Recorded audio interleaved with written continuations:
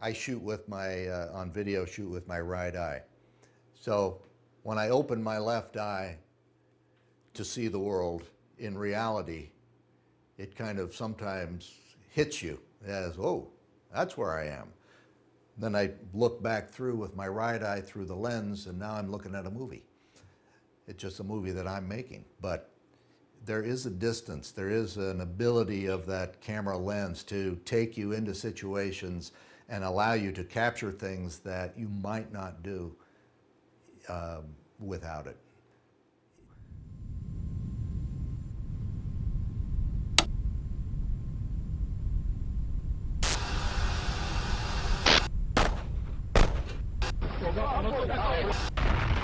My first impression was we were going to die.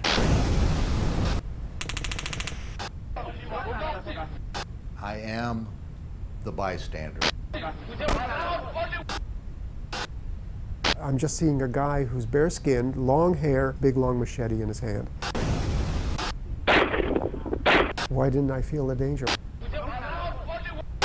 Can kurtarmak mı, fotoğraf çekmek mi? Önce gazeteciyim, sonra insan.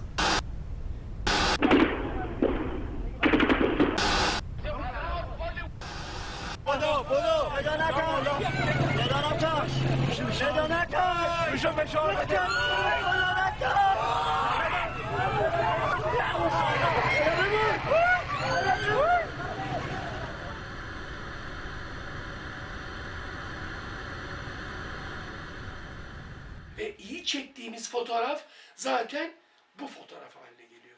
Yani benim iyi çektiğim, zannettiğim fotoğrafın hepsinde karşıyla bütünleştiğim anlardır. Onun bana, benim ona aktığımız andır. Bir akma anı vardır. Çok önemlidir o. Bedi Ersavaş, 2 i var sonunda. Ben foto muhabiriyim. As you look into the eyes of someone and take a photo or take a video of them, you are capturing them. You are taking a piece of them. You can see it when you look at a photo. You have got something more than just silver on a page. My name is William Moffat, and I am a producer, director, cameraman, beau vivant. Jim Barecki, director of photography.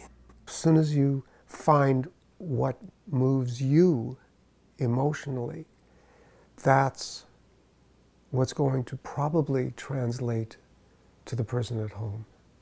I think I'm addicted to it. I'm addicted to capturing moments on film. Every time it's magic. I love doing it. I shoot pictures of everything. Looking through the viewfinder does give me a sense of separation from the subject, but an ability to capture that image, and as I'm thinking of the story in my head, of knowing where I want to be in order to tell that story in its best light. Once you put that viewfinder to your eye, you're looking at the picture and you're transformed into a different mental state where your fear level goes down and your pleasure level goes up. Zor anlarda otomatik olarak devreye giren bir koruma alanımız var bizim. O havaya girdiğin anda, yani gideceğini hissettiğin anda kimlik değiştiriyorsun. Başka bir şey oluyorsun. That feeling of, that lack of fear, of overwhelming fear, how it goes away when you're shooting. Korku çeşit çok farklı bir duygu. Ben şehirdeki trafikten daha çok korkuyorum. Yani şehir içi trafiğinden emin ol orada daha fazla, orası daha rahat geliyor bana. We were in a hospital in Sierra Leone where a lot of people, a lot of civil war was still going on. And one girl who everybody thought was in her early teens, 13, 14, 15, was lying in a bed, totally skin and bone. They had found her in a field. She was just barely breathing. I took up my camera and I started to shoot. And the person who was the head of the organization immediately came up to me and said, "We don't do that. We don't shoot things like that." And I turned to her and I said, let me shoot it, and you could always never use it. And so I took that shot, and then I moved around and I took a shot of the girl about this high. So you actually saw a face. You saw a face, like a real person that you can connect with. And the eyes were just barely open, and the breathing was short little spurts like that. And then the next thing I saw was our host had reached down and was touching the little girl's hand. When we edited that together, that was the moment of the entire documentary. We found a secret tunnel to the State Research Bureau, which was the secret police headquarters. And we went down the stairs in the State Research Bureau. We went downstairs into the basement and found a pool of blood in the basement. There was no drainage in the basement. There must have been 2, 3, 4 inches of blood. And then we found a cage of people who had been there, who had been prepared to be the next one slaughtered. That brought in the fear of what people can do, what a human being can do to another human being, and why. It was a horrible sight, a horrible situation. Ben Bosna'da ismini vermeyeyim, bazı askerlerin ölülerle bir oyun oynadığını gördüm. Yani ölüleri ateş ederek onların yerden ne kadar havaya kalktığını, kaç santim kaldırabildiklerini gördüm. Bu bir oyundu. Bunu gördükten sonra kaldığım otelin bodrum katına geri döndüm ve oradaki insanlara artık şunu söyledim. Ben bugün itibariyle insanlığımdan istifa ediyorum dedim. So there they were in front of my camera. I'm shooting them in the cage.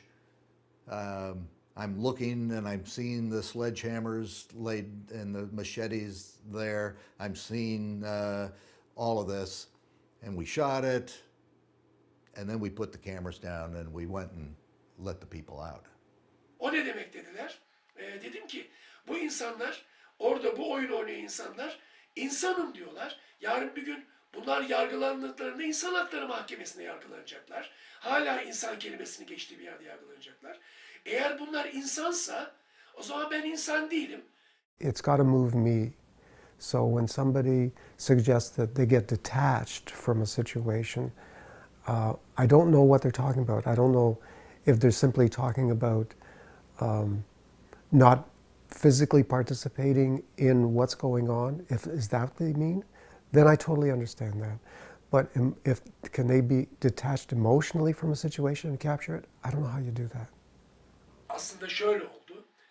İnsanları savaşa alıştırdılar. Eğer siz Irak'ta Bağdat bombalanırken bunu CNN'den canlı verirseniz insanlar bunu şaka gibi algılar.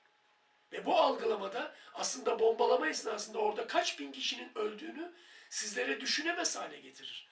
Çünkü canlı yayında seyrettiğine göre aslında bir oyundur. Yani ne güzel bom bom bom düşüyor. Kestane şeyleri gibi, fişekler gibi patlıyor. Ne bileyim böyle her şey havaya uçuyor filan. I've seen faces being lifted off skulls, wires put through eye sockets and out the mouth, and skulls being cut apart and brains exposed. And I've seen all of these things through a camera, and it doesn't bother me at all.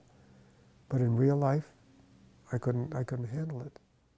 I don't find that happening to the people around me. I don't find that happening to directors or producers or the people that are standing by and watching. They don't have to capture it. They're just affected by the reality of it. I think it happens more for camera people that they're in danger of losing empathy because it becomes familiar. And you know, there's a code of ethics for photojournalists that says you're not to intervene, you're not to get in the way, you're not to set up anything, you're not to become involved with the subject in front of you. And that's well and good for some situations, but when people are at the point of dying, And if you don't reach out to them, then I don't think you can really call yourself human. Can kurtarmak mı, fotoğraf çekmek mi? Önce can kurtarırım. Bundan eminim. İmkanımız olsa aynı anda kurtarıp aynı anda fotoğrafını çekeceğiz. Ama bu içgüdüsel bir dürtü herhalde. Fotoğraf çekmek çok ciddi olarak daha önde geliyor. Önce gazeteciyim, sonra insanım. As a cameraman, I want to come as close to reproducing that experience for the person at home as if that person was really there. Çektiğiniz bir fotoğraf bile ileride bir zaman o insanların yargılanmasına neden olacak. Ki Bosna Savaşı'nda biliyorsun o fotoğraflar ve filmler daha sonra onların Lahey Adalet Divanı'nda yargılanmalarına neden oldu. Biz tarihe not düşen insanlarız. İyi ki varız. But I think for the most part, being a bystander, being a fly on the wall, is what serves us really well. We can capture some really remarkable stories. We can bring to other people stories that they would never experience, never be able to see, just because we're there capturing it. And it's only at those times when lives are in the balance, when you can see them hanging in the balance, when you know that your action can prevent death, then I think you come off of the wall, become not a bystander, but a participant in their life. And usually at that time, you're putting the camera down and just being a human being. Are you in charge? Are you free? Do you feel like you can shoot anything you want? As much as you are free to say anything you want or look at anything you want. It's what you're going to do with that shot that matters. That's where the I'll do what I want to do experience plays the biggest part when you go into that edit suite.